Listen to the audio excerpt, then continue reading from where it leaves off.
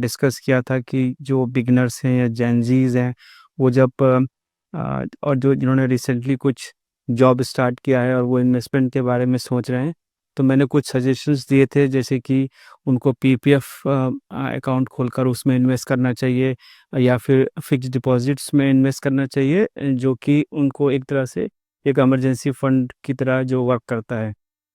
But ultimately जो investment का जो गोल है या जो इन्वेस्टमेंट का जो ऑब्जेक्टिव है, वो एक लॉन्ग टर्म एसेट क्रिएट करना होता है कि जो कि एक आपको एक बेहतर रिटर्न दे सके। पीपीएफ आपको एक सेफ्टी प्रदान करता है आपके इन्वेस्टमेंट के लिए, वहीं आपके जो फिक्स्ड डिपॉजिट्स या दूसरे जो इस तरह के बैंक के साथ जो आप प्लेसमेंट करते हैं, वो आपको एक तरह से लिक्विडिटी प्रोवाइड करते हैं। बट अल्टीमेट जो वैल्यू क्रिएट होती है या जो वैल्यू जनरेशन होती है एक लॉन्ग टर्म बेसिस के ऊपर, वो आपको मतलब इक्विटी मार्केट से ही मिलती है। अगर हम इन्वेस्टमेंट को एज ए टोटल क्लासेस को डिस्कस करें, तो 4 तरह की जो मैंने क्लासेस पहले भी बताई थी, उसमें फर्स्ट आपका फिक्स इनकम होता है, सेकंड आपका इक्विटी इन्वेस्टमेंट्स हो गया, तीसरा आपका रियल एस्टेट, जिसमें कि आपके घर या ज़मीन होती है, चौथा आपका कमोडिटीज़, इसमें गोल्ड और सिल्वर मेजरली इन्वेस्टमेंट के एवेन्यूज़ हैं। इन चारों क्लासेस में इन्वेस्टमेंट के को अगर हम फर्दर डिस्कस करें, तो इन चारों क्लासेस में हम लोगों को एक, अगर सपोज करो एक मिक्स क्रिएट करना है कि हम किस पर्टिकुलर सेगमेंट में कितना इन्वेस्ट करें, तो उसके उसके बारे में मैं आज थोड़ा डिस्कस करना चाहूँगा, और वो कैसे वो आपको उस मिक्स को क्रिएट करना है। तो प्राइमरीली अगर हम रियल एस्टेट की बात करें, क्योंकि वो थोड़ा-सा एक उसका ऑब्जेक्टिव अलग है और उसका उसका पर्पस भी अलग है। सिमिलरली जो कमोडिटीज़ है, गोल्ड, सिल्वर है, उसका भी ऑब्जेक्टिव अलग है। तो अगर हमें इन्वेस्टमेंट प्योरली देखना हो, जिसका कि सिर्फ ऑब्जेक्टिव एक लॉन्ग टर्म कॉर्पस क्रिएट करना है, तो हम फिलहाल मैं जो मिक्स की बात करूँगा, वो फिक्स इनकम और इक्विटी मार्केट का मिक्स, किस तरह से हम लोग एक बेस्ट ऑप्टिमम क्रिएट कर सकते हैं। जैसे कि हमारे पास जो एक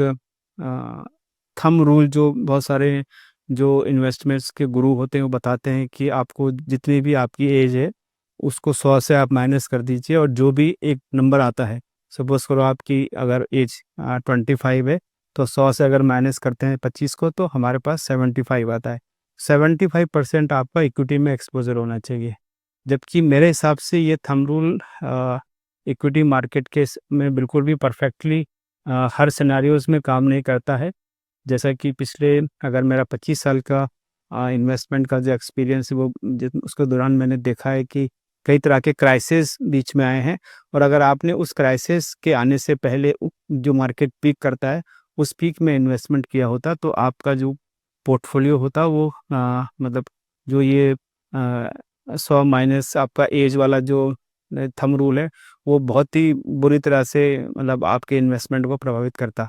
जैसे कि जो लीमन ब्रदर्स का क्राइसिस था, उसके बाद जो यूएस का डाउनग्रेड हुआ था, इक्विटी मार्केट करेक्ट हुआ था उस, तो इसी प्रकार जो अभी पिछले मार्च में जो ये गल्फ मिडल ईस्ट में जो स्टार्ट हुआ है वार, उससे भी मार्केट में काफ़ी करेक्शन देखा जा रहा है। अभी अगर हम देखें, तो वो भी मार्केट काफ़ी करेक्ट हो चुका है अपने पीक से। तो इस तरह के जब साइकिल्स जब स्टार्ट होते हैं, तो ये साइकिल ऑलमोस्ट हिस्टोरिकली 5-6 महीना या 2-3 महीना चलते ही चलते हैं। जिस दौरान की इक्विटी मार्केट करेक्शन होता है, वो in the range of monthly basis के ऊपर 10 से 15%, और अगर कोविड के दौरान तो 1 मंथ में 25% तक का मार्केट करेक्शन आया था। तो अगर आपको इस साइकिल को समझना है और इस साइकिल में कैसे इन्वेस्ट करना है, तो वो आपका जो थंब रूल है, वो काम नहीं करेगा। तो बेस्ट तरीका क्या है इक्विटी मार्केट में इन्वेस्ट करने के लिए, एज ए बिगिनर, या और जो जो भी रिसेंटली अपना इन्वेस्टमेंट का जर्नी स्टार्ट करना चाह रहे हैं, तो आपके पास जो मैं पहला सजेशन दूंगा, वो ये रहेगा कि आपके पास जिस दिन भी सैलरी आपकी आ रही है आपके अकाउंट में, उस सैलरी को आप सबसे पहले तो किसी एक फिक्स डिपॉजिट में क्रिएट कर दीजिए, फर्स्ट डे के में ही। मतलब उसके बाद उस जो आपने एफडी बैंक के साथ क्रिएट करी है, उस एफडी में आप जो है स्वीप इन स्वीप आउट का ऑप्शन ऑप्ट कर लीजिए, कि जैसे-जैसे जो भी आपके जितने भी आपके मंथली खर्चे उस दौरान आएँगे, आपके रेंट पेमेंट हो सकती है, या आपकी यूटिलिटी बिल हो गए, या आपके कुछ एजुकेशनल, अगर आपके छोटे बच्चे हैं, तो उनकी जो फीस हो गई, या जो चीज़ें हैं, वो आपके उस अकाउंट से कटते जाएँगे। क्योंकि जब आप स्वीप इन स्वीप आउट फैसिलिटी अपने एफडी में चूज़ करते हैं, तो उससे जितना भी फंड आपको सेविंग में चाहिए होता है, वो फंड आपका उतने अमाउंट की आपकी एफडी ब्रेक हो जाती है और वो पैसा सेविंग बैंक के थ्रू आपके जो भी यूटिलिटी बिल हैं या जो भी आपके रेगुलर एक्सपेंसेस हैं वहाँ चले जाता है। और लेकिन ये उन्हीं लोगों के लिए है, ज़्यादा अप्लीकेबल है जिनके कि सारे खर्चे मंथ के निकालने के बाद ही फिर भी कुछ बैलेंस बच जाता है। तो अगर आपकी अप्रोच ये है कि आप पहले सेविंग में पैसा रखेंगे, उसके बाद मंथली एक्सपेंसेस जितने भी आपके होंगे, उसके बाद जो पैसा बचेगा उसकी एफडी बनाएँगे। बनस्पत इसके आप क्या कीजिए, पहले ही दिन आप उसमें एफडी क्रिएट कर दीजिए। जितना भी आपका पैसा आपके अकाउंट से निकलेगा पूरे मंथ के दौरान और जो बचेगा वो आपका एफडी में ही रखा रहेगा। तो इस तरह से क्या होता है कि आपके पास एक लॉन्ग टर्म बेसिस के ऊपर आपके पास कुछ ना कुछ तो इंटरेस्ट उस डिपॉजिट के ऊपर जनरेट होता रहेगा। फिर आप देखिए, फिर आपको इस जो पैसा आपका इस तरह से सेविंग फंड में बचा है और जो एफडी में बचा है, उसको अगर आप चाहें तो किसी एक लिक्विड फंड या म्यूचुअल फंड में रेगुलर इन्वेस्ट कीजिए। जैसे कि आपको जैसे ही महीना पूरा होता है, उसको एफडी से निकाल कर आप जो है उस पैसे को या तो किसी लिक्विड फंड में डाल दीजिए या उसको एफडी में ही रहने दीजिए। और इस तरह के प्रोसेस को आप कुछ महीने तक चलने दीजिए और कुछ साल तक, अगर अगर कुछ साल भी चलता है तो चलने दीजिए। और जैसे ही आपको कोई अपॉर्चुनिटी मिलती है अगर और आप देखते हैं कि मार्केट में गिरावट आई है, उस दौरान अपना आप सारा का सारा जो पैसा जो भी आपने इस तरह से बचाया है, वो चाहे आपके एफडी के रूप में पड़ा है या आपके पास फिक्स्ड डिपॉजिट में पड़ा है या आपके पास लिक्विड फंड में पड़ा है किसी म्यूचुअल फंड के पास, उस पैसे को आप ट्रांसफ़र कर दीजिए किसी कैप फंड में।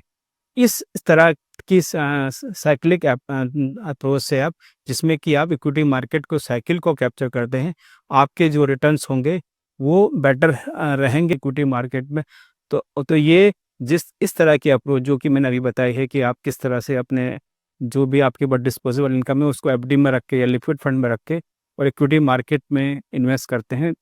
थ्रू द साइकिल्स के थ्रू इन्वेस्टमेंट से बेहतर आने की बहुत बहुत संभावना है।